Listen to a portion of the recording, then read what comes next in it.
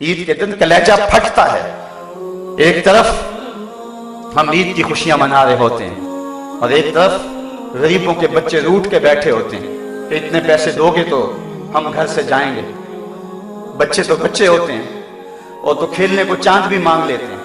وہ مجھے واقعہ نہیں بھولتا اس کرن نامی عورت کا جس نے اپنے مزدور باپ سے کانچ کی چوڑیاں مانگی تھی اور باپ نے اس کو چوڑیاں مہیا نہ کر سکا تو اگلے دن اخبار میں تصویر چھپی کہ وہ پھندے سے جھول گئی اور وہ معصوم 7 سال کی بچی وہ خودکشی کر گئی کہ اس کے باپ نے اس کو کانچ کی چوڑیاں نہ لے سکی.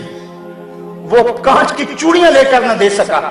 خودکشی بڑی بری بات ہے لیکن اس پہلو پہ غور کرو کہ اس کا باپ اس کی ننھی سی آرزو پوری نہ کر سکا.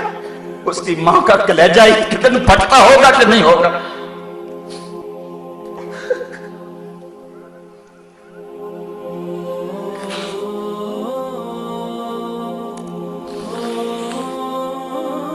اعلی نسب کوٹھیوں میں رہنے والوں غریبوں کی جھونپڑیوں کو بھی دیکھو.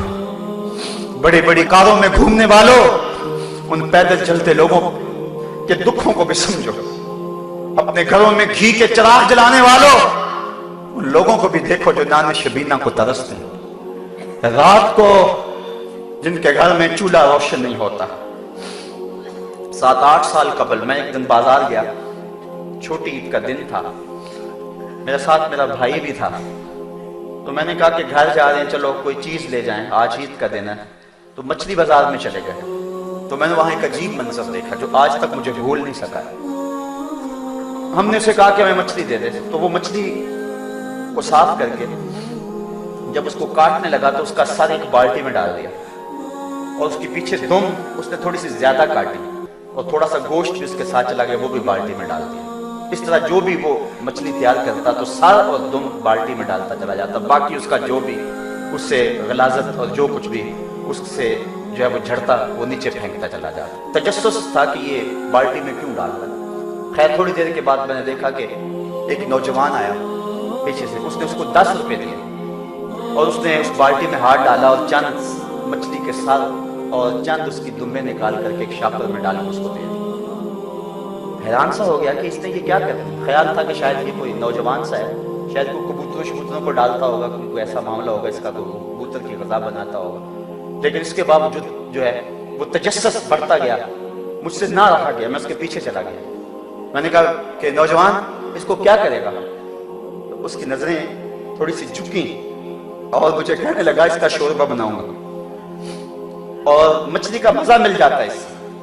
صاحبوں میں عید کے دن کی بات سنا رہا ہوں اور اس ملک کی بات سنا رہا ہوں. جب اس ملک کے اندر لوگ ایسی زندگی عید کے دن بھی گزاریں گے تو پھر وہ پاک سرزمین شاد باد کا نعرہ تو نہیں لگائیں گے. وہ تو حکمرانوں کے گریبان نوچنے کو آئیں گے. وہ تو امیروں کے گھر دیکھ کے خوش نہیں ہوں گے. وہ تو کہیں گے ان محلات کو آگ لگ جائے جو ہم غریبوں کے لیے نان شبینہ بھی میسر نہیں ہے. یہ میں بات جو ہے وہ اپنے معاشرے کا دکھ آپ کے سامنے رکھ رہا ہوں. اللہ قیامت کے دن اتنی دیر تک کسی شخص کو اپنے سامنے سے ہٹنے نہیں دے گا جب تک یہ پوچھ نہیں لے گا کہ وفیما انفقہ یہ مال تو نے کہاں خرچ کیا ہے. آج تو افطار پارٹی بھی ہم کرتے ہیں تو ہماری کوشش ہوتی ہے کہ اس میں بھی 2 عدد وزیر آ جائیں اور ہماری شہرت ہو جائے. غریبوں کو تو کوئی وہاں بھی نہیں پوچھتا ہے. ولیمہ ہوتا ہے تو اس وقت بھی ہم فہرست بناتے ہیں تو کہتے ہیں ان لوگوں کو بلائیں کہ جن کی وجہ سے ہمارے گھر کی زینت بنے اور کہیں فلاں فلاں لوگ آئے ہوئے ہیں. کبھی غریبوں کو بھی خیال کیا. سنو آمنہ کے لال کا فرمان شر الطعام طعام الولیمہ. بدترین کھانا ولیمے کا کھانا ہے جس میں غریبوں کو نہ بلایا جائے امیروں کو بلایا جائے. اللہ اکبر. کہا اتنی دیر تک اللہ ہٹنے نہیں دے گا اپنے سے جب تک پوچھ نہیں لے گا کہ تو نے خرچ کیا کیا. وَعَنْ عِلْمِهِ مَاذَا عَمِلَ بِهِ. اور 5ویں چیز اللہ بندے کو اپنے سامنے سے اتنی دیر تک ہٹنے نہیں دے گا جب تک اس کے علم کے بارے میں پوچھ نہ لے کہ تو نے عمل کہاں تک کیا. ممبر پہ تو بولتا تھا تیری خطابت کے تو تن تنے تھے لیکن کیا تو خود بھی عمل کرتا تھا یا تیرا کردار کچھ اور تھا. کیوں بخلوت میرا بند کارے دیگر بھی کنن. خلوت میں تیری کرتوتیں اگر اور تھی اور ممبر پہ اور طرح کا تو خطیب تھا تو پھر اللہ پوچھے گا قیامت کے دن. اگر اس کے قول و عمل میں تضاد نہ ہوا تو ہاتھ باندھ کے عرض کرے گا مالک جو توفیق ملی سے تیرے دین کی نوکری کرتا تھا لیکن اگر اس نے منبر کی آبرو کو بیچا اور چائے کی پیالی پہ دین بیچا تو کل قیامت کے دن وہ کیا جواب دے گا؟ حضور فرماتے ہیں میں نے معراج کی رات کچھ لوگوں کو دیکھا لوہے کی کینچیوں سے ان کی زبانیں کاٹی جا رہی. میں نے پوچھا جبریل کون ہے؟ کہا ہؤلاء خطباء الفتنہ، یہ آپ کی امت کے وہ فتنہ پرور خطیب ہے جو زبان سے کچھ اور کہتے تھے، ان کا عمل کے ساتھ کچھ اور ہوتا ہے. جب زبان اور دل میں مطابقت نہ ہو تو لفظ دل میں اترنے کا فن نہیں جانتے. ہواؤں میں اڑتی ہوئی تتلیوں کی طرح لفظ اپنا رنگ تو دکھاتے ہیں لیکن معنی کے دودھ سے خالی ہوتے ہیں. لیکن اگر جو ہم زبان سے بول رہے ہیں اگر پیچھے عمل کا زور ہو تو پھر لفظ تو بعد ہوا میں تحلیل ہوتے ہیں، من میں روشنی پہلے ہوتی ہے. حضرت شاہ نقشبند بخاری علیہ رحمہ فرماتے جس شخص کی خاموشی فائدہ نہیں دیتی اس کی تقریر بھی فائدہ نہیں دیتی.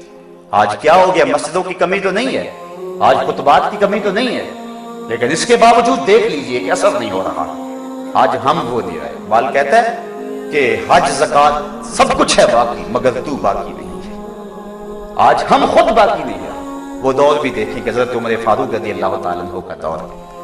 ایک عورت مسجد میں نماز پڑھنے کے لیے آتی. عورتوں کا بھی ممانعت نہیں ہوئی تھی جماعت کے ساتھ مسجد میں نماز پڑھنے کی، تو وہ نماز پڑھنے آتی. ایک نوجوان راستہ روک کے کھڑا ہو جاتا. 2-4 دن اس نے دیکھا کہ یہ مزاحمت کرتا ہے. ایک دن کھڑی ہوگی، کہا کیا ماجرا ہے؟ اس نے کہا میں تیرا چاہنے والا ہوں، میرے دل میں تیرے لیے محبت کے بے پناہ جذبے، تیرے لیے آسمان سے تارے توڑنے پڑے تو اس سے بھی گریز نہیں کروں. اس نے کہا کہ میری کوئی شرط نہیں، اگر تو بڑا ہی چاہنے والا ہے میرا تو ایک شرط اگر پوری کر دے پھر میں تیرے لیے حاضر ہوں. کہا بتاؤ. کہا 40 دن تک حضرت عمر کے پیچھے نمازیں پڑھ لیں. 40ویں دن کی آخری نماز کے بعد یہی ملاقات ہو. اس نے کہا یہ کون سا مشکل کام ہوا، تیرے لیے تو میں بڑا کچھ کرنے کے لیے تیار تھا، یہ تو آسان سا حل مل گیا. 40 دن نمازیں چلتی رہی. حضرت عمر فاروق کی پرسوز کی رات سنتا رہا. 40ویں دن کی آخری نماز پڑھ کے جب واپس پلٹنے لگا تو وہ عورت، وہ لڑکی وہاں کھڑی تھی. یہ نظر جھکا کے گزرنے لگا. اس نے کہا حسب وعدہ کھڑی ہو. کہا کھڑی رہو، میرے دل کا تعلق عمر نے رب سے جوڑ دیا ہے، اب تم خیر سے کھڑی رہو، میں تمہاری طرف نظر التفات بھی نہیں کروں گا.